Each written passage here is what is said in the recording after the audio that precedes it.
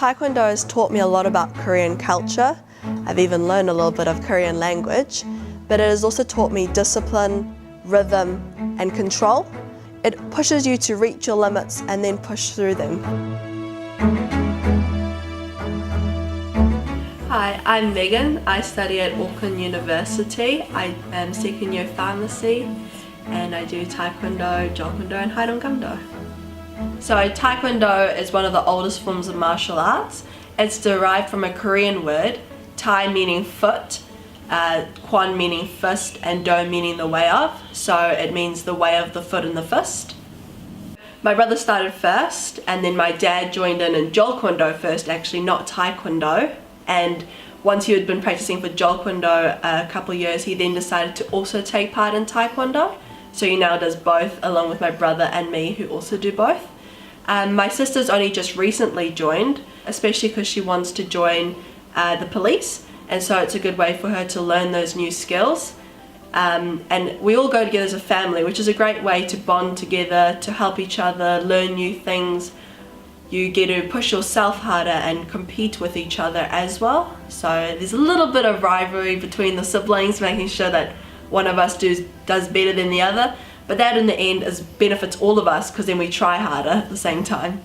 So for my first competition, when Master first asked me, I was a little bit nervous because I was only a yellow belt, so I was still a bit young. So for my first one, I ended up actually getting gold. My second one, I decided, you know what, I'm going to do the sparring too. I'll do sparring and pumse. And I did my pumse first, and that I think went really well. And I was getting ready for my second one, really nervous. Both masters were telling me what I should do, all my techniques. And sadly, I ended up breaking my arm.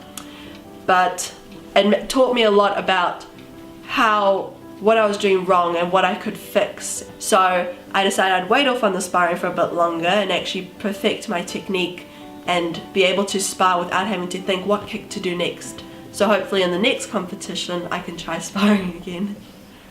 I personally am not very good with languages, so I don't write Korean very well, but I do understand some of the basic words. I can understand some sentences when the master and the instructor are speaking.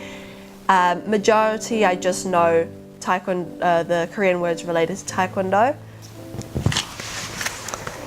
So I chose the phrase pogi hachimala.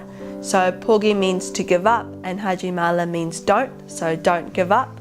So I think it relates a lot to Taekwondo in the fact that there's a lot of times when you don't think you can continue doing something, or you don't think you can do a movement, and it's really important to remember, don't give up, that you can do it, and if you keep trying, you'll get there. Taekwondo is more than just punching and kicking and getting a higher belt. It's more an individual sport, so you can push yourself. You can push yourself to kick higher, punch harder, and just to do that one more push-up. It has taught me to accept different cultures, to know that everyone is different. It has taught me control, it has taught me discipline, and it has taught me perseverance. Within Taekwondo, there's never an end, so when you reach black belt, that's not the end of it. You can keep going. There are dans, which I'd like to keep going past just getting my black belt. I'd really like to get up my more acrobatic skills, so those jumping side kicks to be a bit higher. I'd like to go into a whole lot more competitions and maybe even one day at least try for the Olympics. And yeah, just push myself harder.